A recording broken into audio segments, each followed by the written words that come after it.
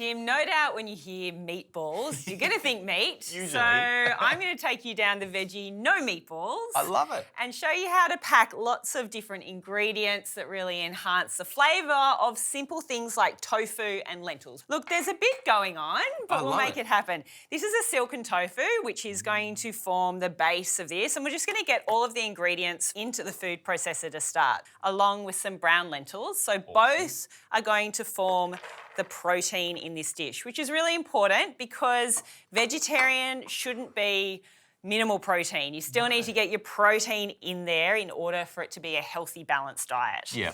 Then add some garlic because, of course, flavour. Of course. And not a meatball without some garlic.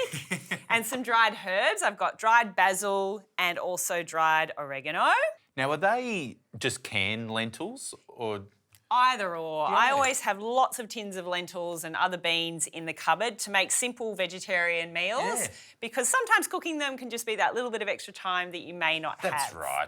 This is nutritional yeast. It's beautiful. It's got a great source of vitamin B12, which is also important in a vegetarian diet, but it also adds in that umami flavour, which is a great way to tie in all of the herbs and spices and umami into the dish. That's massive for me. Out of all the flavours, umami is the one that I crave the most. And I think most people do too. And some fresh parsley to finish. Gorgeous. Of course, if you only had dried herbs on hand, then just go with that. And then a nice big mountain of baby spinach. Beautiful. Again, something I like to think about in a vegetarian diet is how to get iron-rich foods in there because that's one of the nutrients that is typically highest in meat. So in veggie diets, we really need to look at how we get iron-rich foods in there. So the combo of both the lentils, the tofu, and the spinach is a really well iron-packed meatball. No meatball. Can you grab me some olive oil? And that'll be our last component, and a little bit of salt and pepper too. Need about a tablespoon of olive oil in here. Just give it a good drizzle, and then, of course, season it. Absolutely. But with the herbs and spices, you should get lots of nice flavour in there. And then really, it's just about blending it up. So keep it simple. Love it.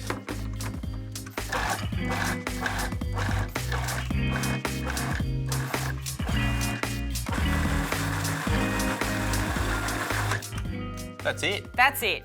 You don't want to overblend the ingredients. You still want a bit of guts in there, a little bit of texture. Yeah, so that's all we really need. Then we'll get it into a bowl and add our remaining ingredients, which is what's going to help all of these ones hold it all together. So this is really about the flavour here with all the herbs, with the lentils, with the garlic, the extra virgin olive oil. And then to make it hold, some almond meal instead of some breadcrumbs because I thought let's make this recipe gluten-free as well. And some cooked quinoa, again, gluten-free.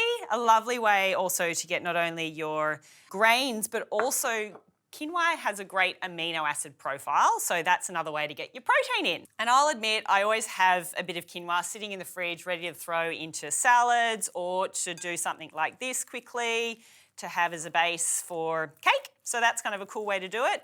So you can see all the ingredients have come together and it's pulled it in to make it a much thicker consistency. So we want to cover that in some Glad wrap and pop it into the fridge for about 25 to 30 minutes so that it really does glue together well because there's no breadcrumbs in there, right? So, or flour. So traditional ingredients that would glue a meatball together, we're making ours gluten-free. So we'll pop it into the fridge for about 25 to 30 minutes to set. Okay, so the mix is set. It's been 25 minutes or so. Cool. And you can see it's gelled together beautifully. Awesome. And then we need about a quarter of a cup measure. We're going to measure our balls onto the tray. And look, you don't need to be too rough with these ones. It is more of a gentle mixture. So you really, it's just about scooping, making sure it's firmly packed, and then getting it into your hands. Actually, you should probably wet your hands a little bit before doing this. Oh, yeah. Just giving it a little sculpt, and then gently laying it onto the tray. And that's all you have to do. How cute. Yeah. So let's make the rest of it. Yes. All right. Go for it.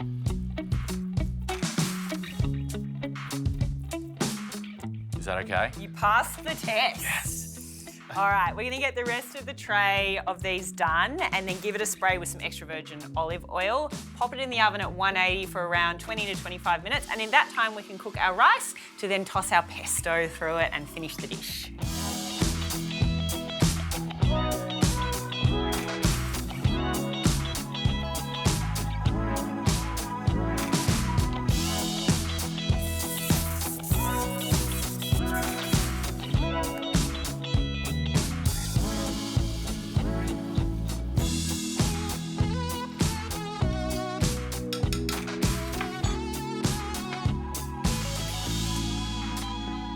Tim, our rice is cooked, so can you do me a favour and stir through a bit of pesto through the rice? And you can just do that to taste.